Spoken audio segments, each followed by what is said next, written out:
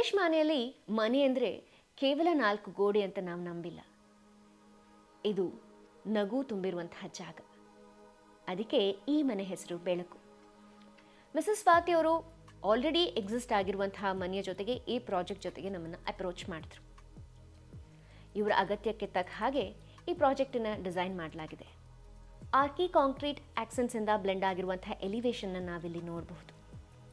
ಈಗಾಗಲೇ ಇದ್ದಂತಹ ಸ್ಟೇರ್ ಕೇಸ್ನ ಹಾಗೆ ಉಳಿಸ್ಕೊಂಡು ಈ ಮನೆಯ ಮೊದಲನೇ ಮಹಡಿ ಒಂದು beautiful landing area Buddha wall art ಜೊತೆಗೆ ನಮ್ಮನ್ನು ಸ್ವಾಗತಿಸುತ್ತೆ.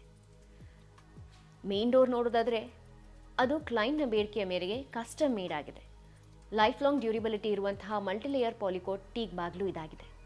ಒಳಗಡೆ ಬರ್ತದ ಹಾಗೂ ಮಿನಿಮಲಿಸ್ಟಿಕ್ ಡಿಸೈನ್ ಇರುವಂತಹ ಲಿವಿಂಗ್ ಸ್ಪೇಸ್, ಟಿವಿ ಯೂನಿಟ್ ಹಾಗೆ ಸೀಟಿಂಗ್ ಏರಿಯಾ ಜೊತೆಗೆ ಕಂಪ್ಲೀಟ್ ಮಾಡುತ್ತೆ.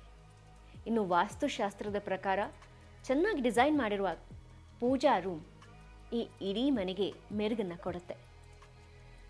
ನಾರ್ತ್ ಈಸ್ಟಲ್ಲಿ ಕಿಚನ್ ಇದೆ. ಒಳ್ಳೆಯ ಸ್ಟೋರೇಜ್ ಏರಿಯಾ ಕೂಡ ಇಲ್ಲಿ ಕೊಡಲಾಗಿದೆ. ಇನ್ನು ಸ್ಟೇರ್ ಕೇಸ್ನ ಹಿಂದುಗಡೆ ಒಂದು ಲಿವಿಂಗ್ ರೂಮ್ ಇದೆ. ಜೊತೆಗೆ ಇಲ್ಲಿ ನ್ಯಾಚುರಲ್ ಲೈಟ್ಗೋಸ್ಕರ ದೊಡ್ಡ ಕಿಟಕಿಗಳನ್ನು ಕೂಡ ಅಳವಡಿಸಲಾಗಿದೆ. ಡೈನಿಂಗ್ ಏರಿಯಾ ಇದೆ. ಅದರ ಪಕ್ಕದಲ್ಲೇ ಒಂದು ಬೆಡ್ರೂಮ್ ಕೂಡ ಇದೆ.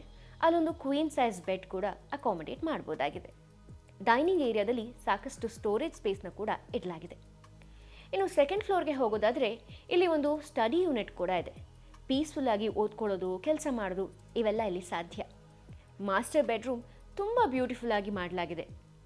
ಇಲ್ಲಿ ಒಂದು ಬೇ ವಿಂಡೋ ಇದೆ. ಜೊತೆಗೆ ವಾಕ್ ಇನ್ ವಾರ್ಡ್ರೋಬ್ ಹಾಗೆ ವೆಟ್ ಆ್ಯಂಡ್ ಡ್ರೈ ಸಪ್ರೇಟ್ ಮಾಡುವಂತಹ ಬಾತ್ರೂಮ್ನ ಕೂಡ ಡಿಸೈನ್ ಮಾಡಲಾಗಿದೆ. ಇದರ ಆಪೋಸಿಟಲ್ಲೇ ಕಿಡ್ಸ್ ಬೆಡ್ರೂಮ್ ಕೂಡ ಇದೆ.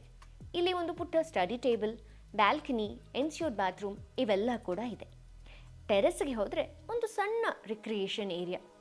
ಆರಾಮಾಗಿ ಸಂಜೆ ಕೂತು ಟೀ ಕುಡಿಯೋಕ್ಕೋ, ಮನೆ ಮಂದಿ ಎಲ್ಲ ಸೇರೋಕ್ಕೋ ಎಲ್ಲದಕ್ಕೂ ಇದು ತುಂಬ ಪರ್ಫೆಕ್ಟ್ ಆಗಿದೆ.